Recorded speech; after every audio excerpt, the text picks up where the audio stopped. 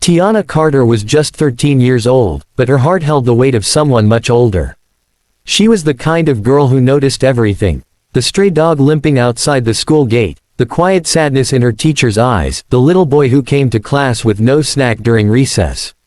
Living with her grandmother in a small, worn-down part of town, Tiana didn't have much, not fancy clothes, not the newest gadgets, not even a consistent meal every day. But what she lacked in material things, she made up for in something rare: compassion. It was a Thursday morning in early fall, and the wind was crisp, carrying with it the scent of fallen leaves and distant chimney smoke. Tiana had woken up before sunrise to help her grandmother, Miss Eloise, prepare food for the week. With limited groceries, they managed to cook up a batch of rice and beans, a few boiled eggs, and pack a single lunch container.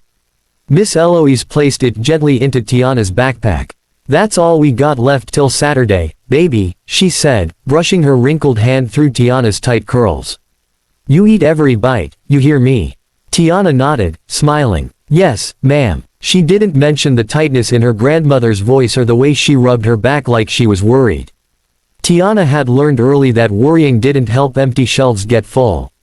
As she walked to school, she passed the alley beside Jefferson Street, a narrow, grimy corridor most kids avoided. But Tiana always peeked in. That morning, she saw him again. The homeless man with the gentle eyes and ragged beard. He was curled up under a pile of tattered blankets, shivering. His skin looked pale, and his lips were cracked. Something tugged inside her. She slowed to a stop, opened her backpack, pulled out the container with her only lunch. "Sir," she called softly. The man stirred, slowly opening his eyes. They were tired, unsure. "I brought you something to eat." He blinked in surprise, sitting up slowly. "You, for me." Tiana nodded, holding out the container. He stared at it, then at her. "You sure, little lady?" "It's okay," she said. "I can eat later." He took the container with trembling hands. "God bless you, child." Tiana smiled and continued on to school. Her stomach growled through math class, but her heart felt warm. She didn't tell anyone. Not her teachers, not her friends. She didn't do it to be seen. But someone had seen. Mrs. Langston, the owner of the small bakery across the street, had been sweeping her sidewalk when she spotted the exchange. She saw the girl, young, sweet-faced, offer her lunch without hesitation. Saw the man accept it like it was the most precious thing in the world. She didn't forget it. Later that day, the homeless man, his name was Thomas, wandered into the bakery. He asked for a glass of water. Mrs. Langston gave him hot soup and bread. As he ate, she gently asked who the girl was. "I don't know her name," he said, eyes misty. "But she's an angel. Gave me her only meal, I reckon. Said I looked hungry." Mrs. Langston's heart clenched. The next morning, Tiana walked to school as usual. But this time, Mrs. Langston was waiting. "Sweetheart," she said, "come here." Tiana hesitated. "Yes, ma'am. I saw what you did yesterday. That was mighty kind." Tiana's cheeks turned pink. "It wasn't a big deal." "It was," Mrs. Langston replied. "And kindness like that, it deserves to be known." By the time Tiana returned from school that day, things had already started to change. That night, Mrs. Langston posted on social media a simple story of a kind little girl who gave away her only lunch.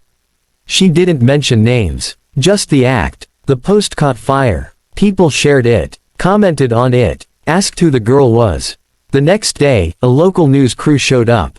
At the bakery, Mrs. Langston told them what she knew. Within hours, a reporter knocked on Miss Eloise's front door. "I don't want no trouble," Miss Eloise said, shielding Tiana. But Tiana stepped forward. "It's okay, Grandma. I think it's good trouble." The story aired that night. A young girl's selfless act sparks a wave of kindness across town.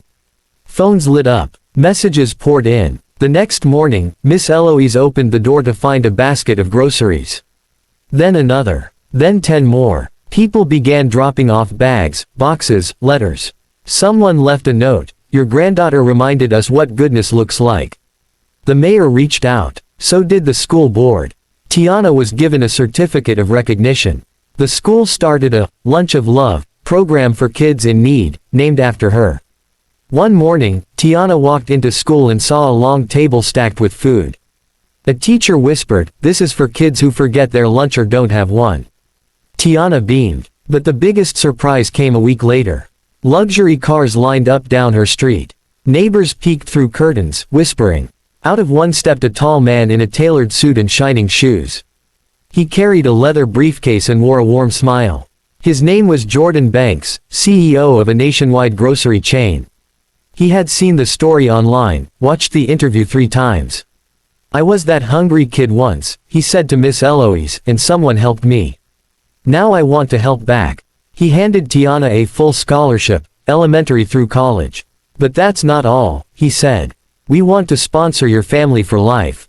Groceries, utilities, medical bills, no strings attached." Tiana's eyes widened. Miss Eloise began to cry.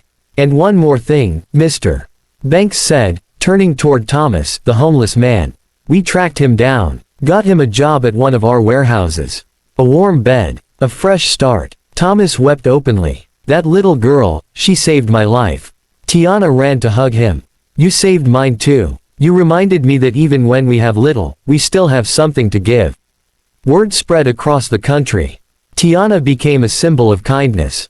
Schools shared her story in assemblies. Churches spoke of her during sermons.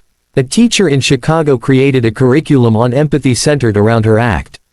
But Tiana never let it change her. She still walked the same path to school. Still peeked into the alley. Still stopped when someone needed help. Because for her, kindness wasn't about applause. It was about love. One quiet act, one shared meal, one heart that dared to care.